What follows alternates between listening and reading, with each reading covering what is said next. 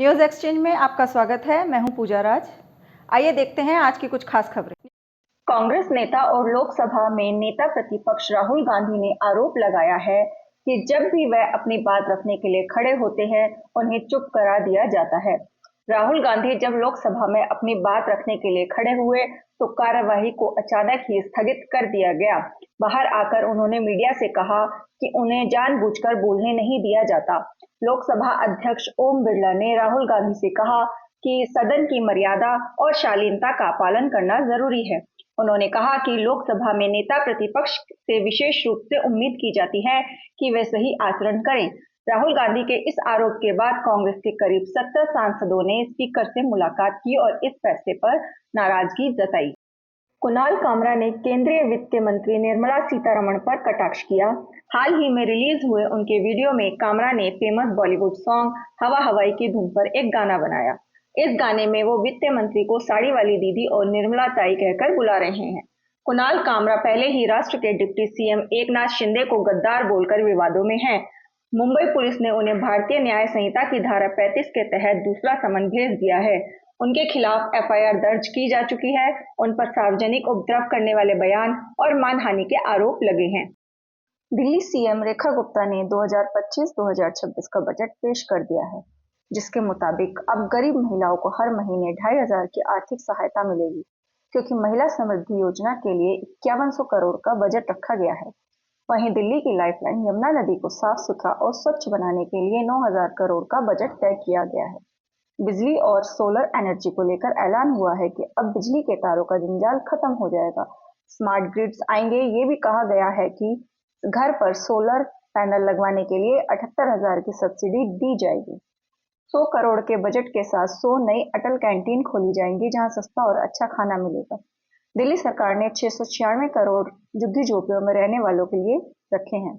दिल्ली के किसानों के लिए भी ऐलान किया गया है।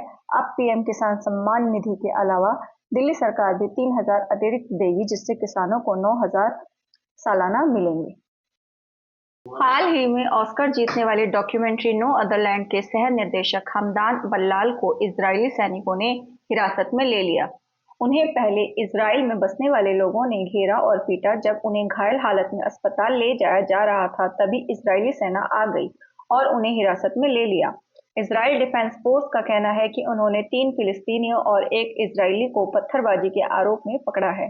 वहीं युवाल अब्राहम ने सोशल मीडिया पर बताया कि हमदान के सिर और पेट में गंभीर चोटें आई हैं और अब तक उनका कोई अता पता नहीं है।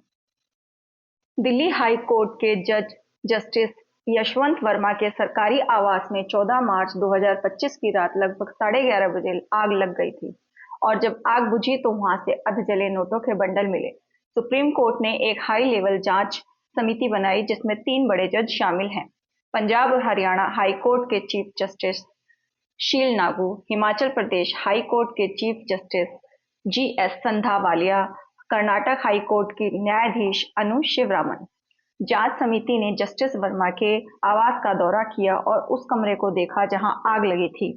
4-5 अधजली बोरियों में भारतीय मुद्रा के अवशेष मिले। सुप्रीम कोर्ट ने इस मामले की वीडियो और तस्वीरें भी पब्लिक कर दी हैं, जिनमें जले हुए नोटों के ढेर साफ देखे जा सकते हैं। जस्टिस वर्मा ने इन आरोपों को पूरी तरह से गलत बताया है। उनका कहना है कि उनके या उनके परिवार का इससे कोई लेना देना नहीं है। उन्होंने इसे साजिश करार दिया है और कहा है कि उन्हें बदनाम करने की कोशिश की जा रही है।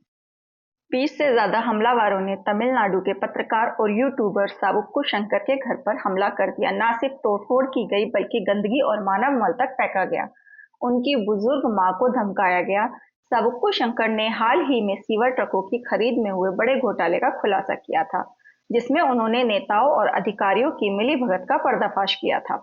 शंकर ने इस हमले को सत्ता प्रायोजित बताया और चेन्नई पुलिस कमिश्नर पर भी गंभीर आरोप लगाए। कर्नाटक में कांग्रेस सरकार ने सरकारी ठेकों में मुस्लिम समुदाय के लिए 4% आरक्षण देने का फैसला किया। बीजेपी इस फैसले का जमकर विरोध कर रही है और इसे मुस्लिम तुष्टीकरण कह रही है। उनका कहना है कि संविधान में धर्म के आधार पर आरक्षण की कोई व्यवस्था नहीं, यह गलत कदम है। वहीं कांग्रेस का कहना है कि यह फैसला पिछड़े मुस्लिम समुदायों को सशक्त बनाने के लिए है।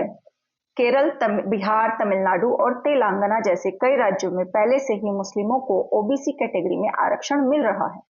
समाजवादी पार्टी के सांसद रामजी लाल सुमन ने संसद में कहा कि राणा सांगा ने इब्राहिम लोदी को हराने के लिए बाबर को भारत बुलाया था।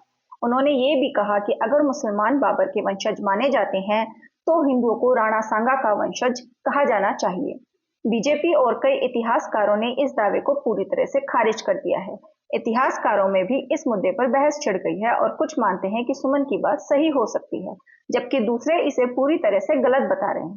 दूसरी तरफ कवि कुमार विश्वास ने कविता लिखकर राणा सांगा की वीरता का समर्थन किया है। अमेरिकी उपराष्ट्रपति जेडी वेंस की पत्नी उषा वेंस राष्ट्रीय सुरक्षा सलाहकार माइक वॉल्टज और ऊर्जा सचिव क्रिस राइट के साथ ग्रीनलैंड की यात्रा पर जा रही हैं।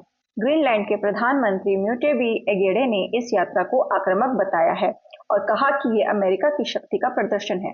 उन्होंने इंटरनेशनल कम्युनिटी से अपील की कि वो इस मामले में दखल दें। डेनमार्क की प्रधानमंत्री मेटे फ्रेडरिक्सन ने अमेरिका को साफ कह दिया कि हम इस हस्तक्षेप को स्वीकार नहीं करेंगे। उन्होंने आरोप लगाया कि ग्रीनलैंड की संप्रभुता में दखल देना बिल्कुल अस्वीकार्य है। अमेरिका का कहना है कि उनका मकसद बस ग्रीनलैंड की संस्कृति, इतिहास और लोगों के बारे में सीखना है, लेकिन ग्रीनलैंड और डेनमार्क इसे झूठा बहाना बता रहे हैं। अब तक की खबरों में बस इतना ही। आगे की खबरों के लिए बने रहिए न्यूज़ एक्सचेंज के साथ। नमस्कार।